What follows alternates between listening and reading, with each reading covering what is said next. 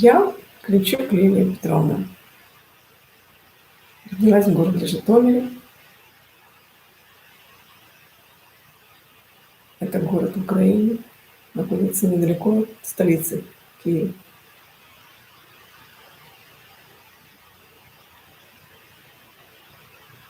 Мне нравится служить Богу. Мне нравится приносить Ему плод. Мне нравится быть в Его Слове.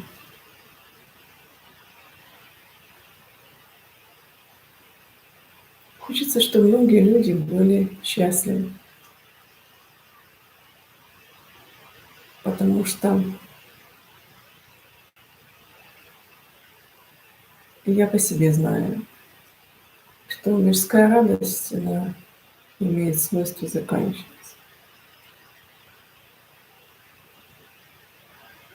Всем Бог дал таланты одинаковые. Вот я в свое время рисовала картины. Ну, может, не очень успешно, может, совсем не успешно. Но процесс сам мне нравился. Я радовалась. И я желала бы, чтобы многие радовались.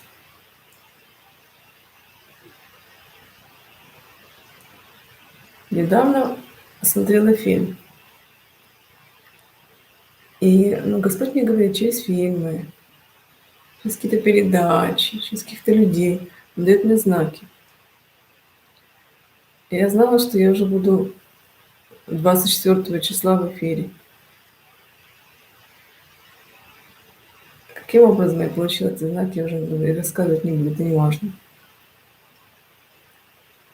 Мне, конечно, есть что сказать. И самое главное,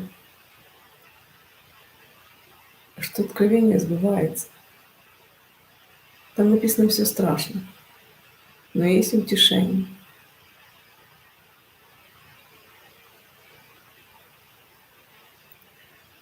Утешение в том, что любую душу Бог спасает. Для всех приготовлено спасение. Рано или поздно люди приобретают жизнь. И жизнь вечная.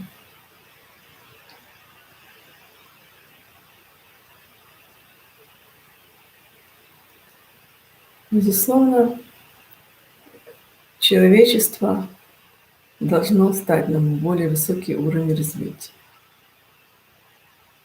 Бог к нам обращается уже 19 лет через разные пути, разными способами. Господь обращается к человечеству. И особенно Он обращается к власти. Он ждет совершенства. Он ждет, когда власть справится с искушением, когда у власти будет желание заботиться о ближнем. Не о ближнем. О ближнем, конечно, они умеют заботиться о родственниках. Бог ждет, когда у власти будет желание спокойно жить и служить людям. Вы заметили таких людей, которые служили? Вот украинцы заметили таких людей? Я, например, заметила.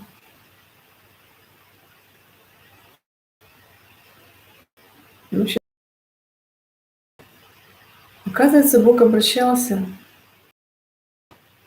уже давно, стучался, но эти люди, которые были при власти уже сколько лет, они настолько далеки от поиска истины, настолько углубились в свои нужды, так называемые, а их так много, этих нужд. Одна яхта мало, на еще одну яхту. Вдруг та сломается. Дом нужно обязательно большой.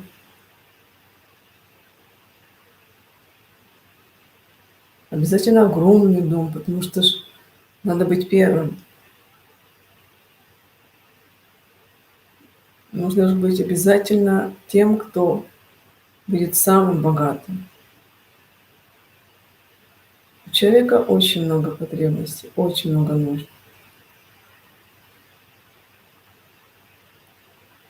На этом фоне, конечно, богатство, власть, народ нищий.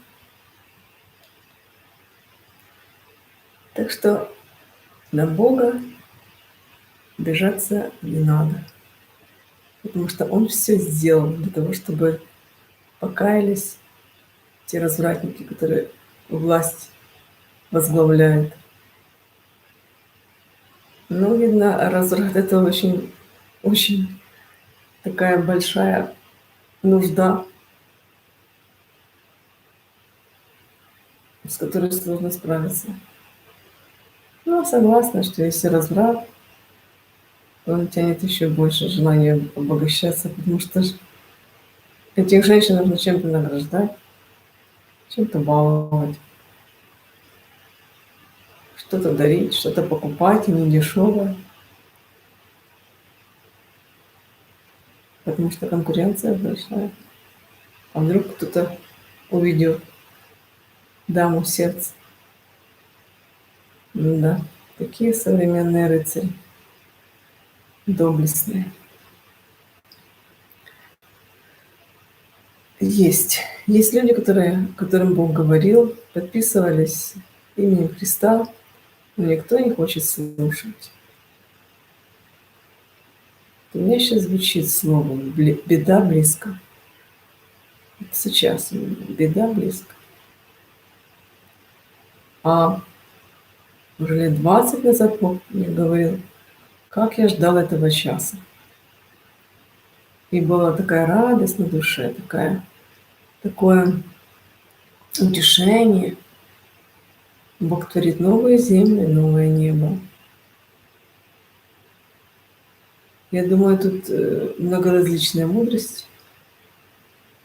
Бог творит новую землю, и Бог завершает новую землю.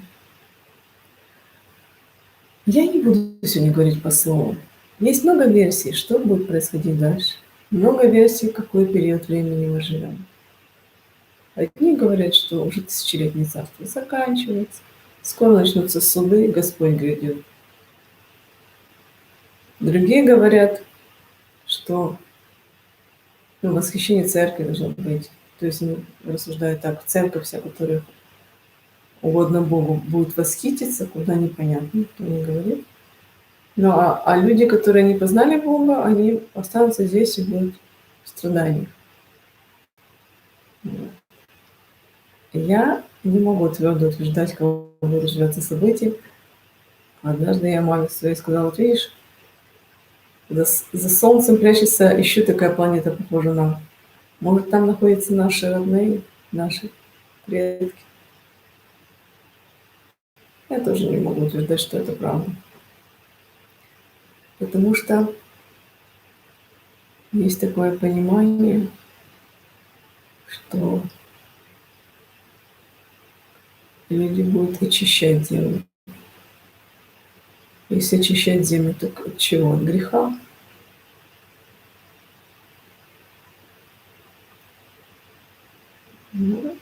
И поэтому я думаю, что тысячелетнее царство только начинается. Дает нам Господь таким образом шанс жить долго. То есть каким-то образом пройдет энергия жизни. И уже не будет такого... Ну, медики знают, какие процессы проходят в организме, что клетки погибают, укорачивая нам жизнь. Но уже нашли клетки, которые имеют свойство жить, существовать вечно. Есть такие клетки. Например, раковые. И еще половые эти клетки, да, имеют свойство не погибать. То есть там какой-то происходит такой процесс деления клетки, я уже не помню.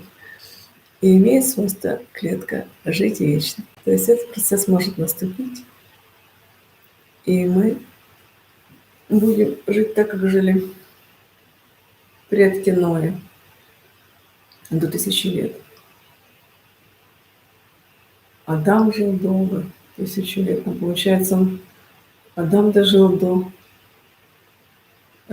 рождения отца,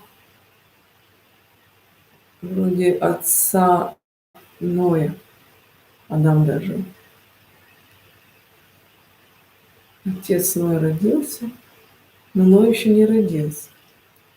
Вот, да, получается, Ной еще не родился, Адам жил. Но я как уже включаю логику реинкарнации, я понимаю, что Адам и Ной — это одна душа.